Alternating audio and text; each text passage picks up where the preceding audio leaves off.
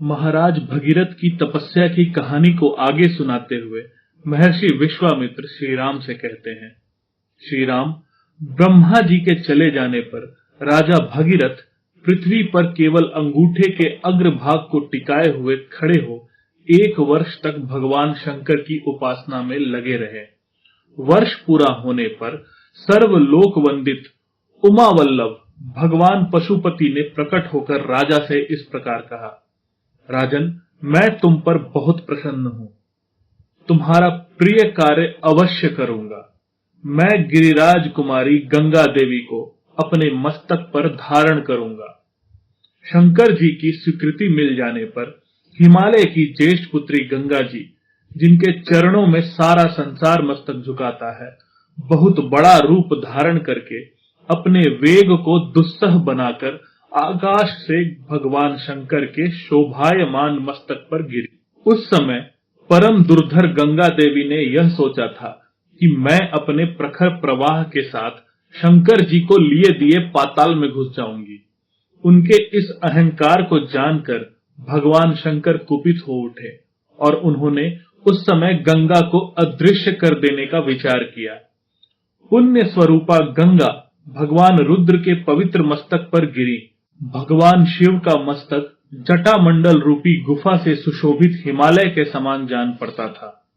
उस पर गिरकर विशेष प्रयत्न करने पर भी किसी तरह वे पृथ्वी पर ना जा सकी।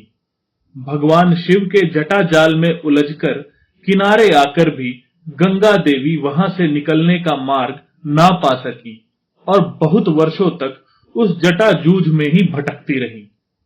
भगीरथ ने देखा गंगा जी भगवान शंकर के जटा मंडल में अदृश्य हो गई हैं। तब वे पुनः वहां भारी तपस्या में लग गए। उस तपस्या द्वारा उन्होंने भगवान शिव को बहुत संतुष्ट कर दिया। तब महादेव जी ने गंगा जी को बिंदु सरोवर में ले जाकर छोड़ दिया। वहां छूटते ही उनकी 7 धाराएं हो गईं। ह्लादिनी, पावनी और नलिनी, ये कल्याणमय जल से सुशोभित गंगा की 3 मंगलमयी धाराएं पूर्व दिशा की ओर चली गईं। सुचक्षु, सीता और महानदी सिंधु, ये 3 शुभ धाराएं पश्चिम दिशा की ओर प्रवाहित हुई। उनकी अपेक्षा जो 7वीं धारा थी, वह महाराज भगीरथ के रथ के पीछे पीछे चलने लगी। भगीरथ भी दिव्य रथ पर आरूढ़ हो आगे आगे चले और गंगा उन्हीं के पथ का अनुसरण करने लगी। इस प्रकार वे आकाश से भगवान शंकर के मस्तक पर और वहां से इस पृथ्वी पर आईं। गंगा जी की वह जल राशि महान कलकल नाद के साथ तीव्र गति से प्रवाहित हुई। मत्स्य, कच्छप और शिंशुमार झुंड के झुंड उसमें गिरने लगे। उन गिरे हुए जल जंतुओं से वसुंधरा की बड़ी शोभा हो रही थी। तदंतर देवता, ऋषि, गंधर्व, यक्ष और सिद्धगण नगर के समान आकार वाले विमानों, घोड़ों तथा गजराजों पर बैठकर आकाश से पृथ्वी पर गई हुई गंगा जी की शोभा निहारने लगे। देवता लोग आश्चर्यचकित होकर वहां खड़े थे। जगत में गंगावतरण के इस अद्भुत एवं उत्तम दृश्य को देखने की इच्छा से अमित तेजस्वी देवताओं का समूह वहां जुटा हुआ था। तीव्र गति से आते हुए देवताओं तथा उनके दिव्य आभूषणों के प्रकाश से वहां मेघ रहित निर्मल आकाश इस तरह प्रकाशित हो रहा था मानो उसमें सैकड़ों सूर्य उदित हो गए हो। शिंशुमार, सर्प तथा चंचल मत्स्य समूहों के उछलने से गंगा जी के जल से ऊपर का आकाश ऐसा जान पड़ता था मानो वहां चंचल चपलाओं का प्रकाश सब ओर व्याप्त हो रहा हो।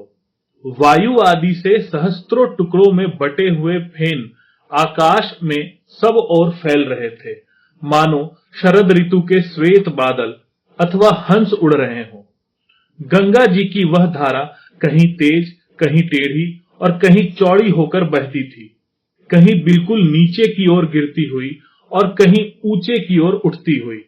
कहीं समतल भूमि पर वह धीरे बहती थी और कहीं कहीं अपने ही जल से उसके जल में बारंबार टक्करें लगाती रहती थी। गंगा का वह जल बार बार ऊंचे मार्ग पर उठता और पुनः नीची भूमि पर गिरता। आकाश से भगवान शंकर के मस्तक पर तथा वहां से फिर पृथ्वी पर गिरा हुआ वह निर्मल एवं पवित्र गंगा जल उस समय बड़ी शोभा पा रहा था।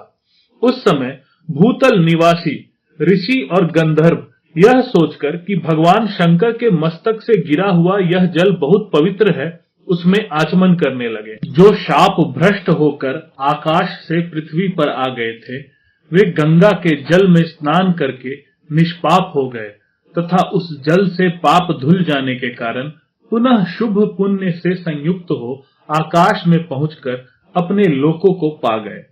उस प्रकाशमान जल के संपर्क से आनंदित हुए संपूर्ण जगत को सदा के लिए बड़ी प्रसन्नता हुई। सब लोग गंगा में स्नान करके पापहीन हो गए। महाराज भगीरथ दिव्य रथ पर आरूढ़ हो आगे आगे चल रहे थे और गंगा जी उनके पीछे पीछे जा रही थी। उस समय समस्त देवता, ऋषि, दैत्य, दानव, राक्षस, गंधर्व, यक्ष प्रवर, किन्नर, बड़े बड़े नाग, सर्प तथा अप्सरा, ये सब लोग बड़ी प्रसन्नता के साथ राजा भगीरथ के रथ के पीछे गंगा जी के साथ साथ चल रहे थे। सब प्रकार के जल जंतु भी गंगा जी की उस जल राशि के साथ सानंद जा रहे थे। जिस ओर राजा भगीरथ जाते, उसी ओर समस्त पापों का नाश करने वाली सरिताओं में श्रेष्ठ यशस्विनी गंगा भी जाती थी। उस समय मार्ग में अद्भुत पराक्रमी महामना राजा जहनु यज्ञ कर रहे थे। गंगा जी अपने जल प्रवाह से उनके यज्ञ मंडप को बहा ले गईं। राजा जहनु इसे गंगा जी का गर्व समझकर कुपित हो उठे। फिर तो उन्होंने गंगा जी के उस समस्त जल को पी लिया। यह संसार के लिए बड़ी अद्भुत बात हुई। तब देवता, गंधर्व तथा ऋषि अत्यंत विस्मित होकर महात्मा जहनु की स्तुति करने लगे। उन्होंने गंगा जी को उन महात्मा नरेश की कन्या बना दिया, अर्थात उन्हें यह विश्वास दिलाया कि गंगा जी को प्रकट करके आप इनके पिता कहलाएंगे। इससे सामर्थ्यशाली महातेजस्वी जहनु बहुत प्रसन्न हुए और उन्होंने अपने कानों के छिद्रों द्वारा गंगा जी को पुनः प्रकट किया। इसलिए गंगा जहनु की पुत्री एवं जाह्नवी कहलाती हैं।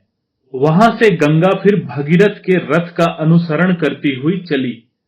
उस समय सरिताओं में श्रेष्ठ जाह्नवी समुद्र तक जा पहुंची और राजा भगीरथ के पितरों के उद्धार रूपी कार्य की सिद्धि के लिए रसातल में गईं। राजर्षि भगीरथ भी यत्न पूर्वक गंगा जी को साथ वहां लेकर गए। उन्होंने शाप से भस्म हुए अपने पितामहों को अचेत सा होकर देखा। तदंतर गंगा के उस उत्तम जल ने सगर पुत्रों की उस भस्म राशि को आप्लावित कर दिया और वे सभी राजकुमार निष्पाप होकर स्वर्ग में पहुंच गए। इस प्रकार गंगा जी को साथ लिए राजा भगीरथ ने समुद्र तक जाकर रसातल में प्रवेश किया, जहां उनके पूर्वज भस्म हुए थे। वह भस्म राशि जब गंगा जी के जल से आप्लावित हो गई, तब संपूर्ण लोकों के स्वामी भगवान ब्रह्मा ने वहां पधार कर राजा से इस प्रकार कहा, नरश्रेष्ठ, महात्मा राजा सगर के 60,000 पुत्रों का तुमने उद्धार कर दिया। अब वे देवताओं की भांति स्वर्गलोक में जा पहुंचे। भूपाल, इस संसार में जब तक सागर का जल मौजूद रहेगा, तब तक सगर के सभी पुत्र देवताओं की भांति स्वर्गलोक में प्रतिष्ठित रहेंगे। ये गंगा तुम्हारी भी ज्येष्ठ पुत्री होकर रहेंगी और तुम्हारे नाम पर रखे हुए भागीरथी नाम से इस जगत में विख्यात होंगी। त्रिपथगा, दिव्या और भागीरथी, इन तीनों नामों से गंगा की प्रसिद्धि होगी। ये आकाश, पृथ्वी और पाताल तीनों पथों को पवित्र करती हुई गमन करती हैं, इसीलिए त्रिपथगा मानी गई है।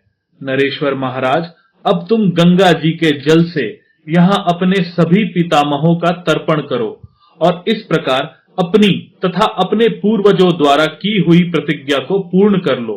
राजन, तुम्हारे पूर्वज राजा सगर भी गंगा को यहाँ लाना चाहते थे, किंतु उनका यह मनोरथ पूर्ण नहीं हुआ। तुम्हारे पूर्वज अंशुमान ने भी गंगा को यहाँ लाने की इच्छा की, परंतु वे भी पृथ्वी पर उन्हें लाने की प्रतिज्ञा पूरी न कर सके। तुम्हारे तेजस्वी पिता दिलीप ने भी गंगा को यहाँ लाने की इच्छा करके भी इस कार्य में सफल ना हो सके। तुमने गंगा को भूतल पर लाने की वह प्रतिज्ञा पूर्ण कर ली। इससे संसार में तुम्हें परम उत्तम एवं महान यश की प्राप्ति हुई है। तुमने जो गंगा जी को पृथ्वी पर उतारने का कार्य पूरा किया है, इससे उस महान ब्रह्मलोक पर अधिकार प्राप्त कर लिया है, जो धर्म का आश्रय है। गंगा जी का जल सदा ही स्नान के योग्य है। तुम स्वयं भी इसमें स्नान करो और पवित्र होकर पुण्य का फल प्राप्त करो। नरेश्वर, तुम अपने सभी पितामहों का तर्पण करो, तुम्हारा कल्याण हो। अब मैं अपने लोक को जाऊंगा, तुम भी अपनी राजधानी को लौट जाओ। ऐसा कहकर ब्रह्मा जी जैसे आए थे वैसे ही देवलोक को लौट गए। राजा भगीरथ भी गंगा जी के उत्तम जल से क्रमशः सभी सगर पुत्रों का विधिवत तर्पण करके पवित्र हो अपने नगर को चले गए। इस प्रकार सफल मनोरथ होकर वे अपने राज्य का शासन करने लगे। रघुनंदन, अपने राजा को पुनः सामने पाकर प्रजा वर्ग को बड़ी प्रसन्नता हुई। सबका शोक जाता रहा, सबके मनोरथ पूर्ण हुए और चिंता दूर हो गई। श्री राम, यह गंगा जी की कथा मैंने तुम्हें विस्तार के साथ कह सुनाई है। तुम्हारा कल्याण हो। अब जाओ, मंगलमय संध्या वंदन आदि का संपादन करो। देखो, संध्या काल बीता जा रहा है। यह गंगा अवतरण का मंगलमय उपाख्यान आयु बढ़ाने वाला है। धन, यश, आयु, पुत्र और स्वर्ग की प्राप्ति कराने वाला है। जो ब्राह्मणों, क्षत्रियों तथा दूसरे वर्ण के लोगों को भी यह कथा सुनाता है, उसके ऊपर देवता और पितर प्रसन्न होते हैं। राम, जो इसका श्रवण करता है वह संपूर्ण कामनाओं को प्राप्त कर लेता है। उसके सारे पाप नष्ट हो जाते हैं और आयु की वृद्धि एवं कीर्ति का विस्तार होता है।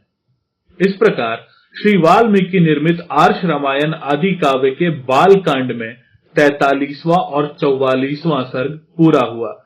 जय श्री राम।